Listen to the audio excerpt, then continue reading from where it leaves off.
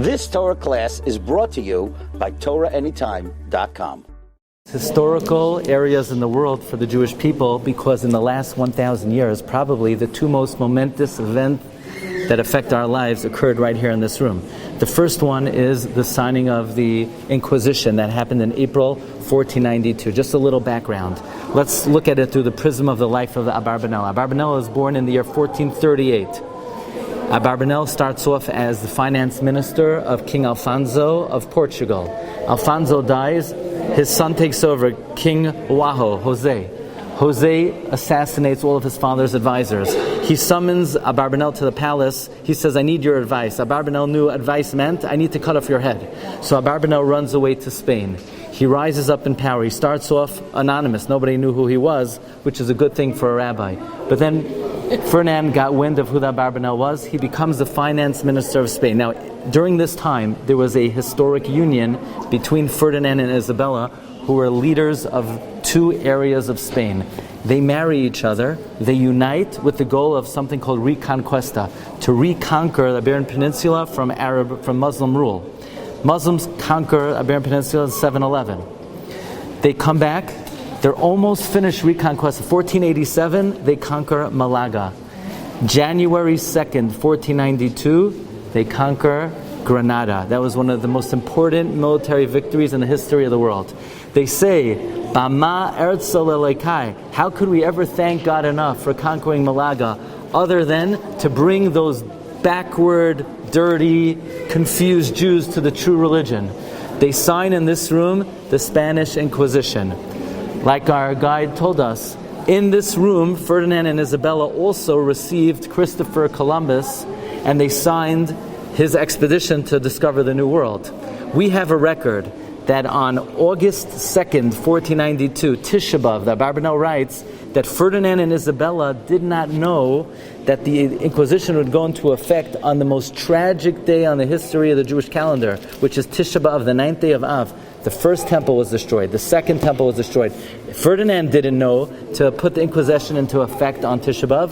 Abarbanel writes that it was orchestrated min hashamayim. It was heavenly directed. August 3rd, 1492, Christopher Columbus sets sail from the Nina, the Pinta, Santa Maria. He writes that as he's leaving the dock, he sees Jews leaving on boats, being capsized, screaming, crying. You know, you ever hear of the Lakewood Yeshiva? Who founded the Lakewood Yeshiva? King Ferdinand and Queen Isabella. If not for them, there would never be Jews in America. So look at the Hashgacha Pratis. They thought they were standing in this room and they were going to put an end to any future Jewish influence. But they were the ones who commissioned the discovery of America and the Lakewood Yeshiva. In Lakewood, there should be a big plaque. And by the way, there are plaques in Lakewood. It should say, King Ferdinand, Queen Isabella donated the Lakewood Yeshiva on August 2nd, 1492. These are the two seminal events, and they both transpired here in this room. The signing of the Inquisition and the commission of Christopher Columbus. They were both signed in April. They both went into effect August 2nd, the expulsion, August 3rd, the expedition of Christopher Columbus. Was he Jewish, Columbus?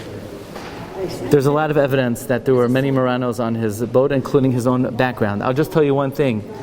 Many Jews, how many Jews were expelled in 1492? 300,000. Very good. Modern secular historians, they keep on dwindling down the number, 100,000, less than, Abarbanel writes, 300,000 Jews. But from that day and on, at least 30,000 Jews were burnt here at the stake and the auto da fe. The smell of burning flesh wafted throughout the country from that day on. Now the chief inquisitor was Turkomada, who he himself had Jewish blood. Of course he did. Thank you very much.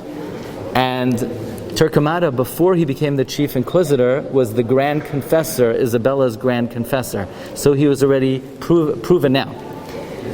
Abarbanel comes to Ferdinand and Isabella. He says, don't do it. Don't sign the Inquisition. You can't sign. You're going to lose your brightest minds, your most talented people. He begged them. He says, what is it? Is it money? I will pay a hefty sum for every Jew.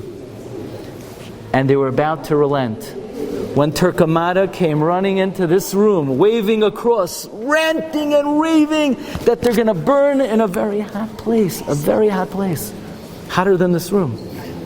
And he scared the living daylights out of Ferdinand and Isabella, and they asked Abarbanel to step out, and they signed the edict. So that's where we're standing in this room. This represents Churban Beis HaMikdash, and represents the ultimate renaissance of the rebuilding of Torah throughout the world. You've just experienced another Torah class brought to you by TorahAnytime.com.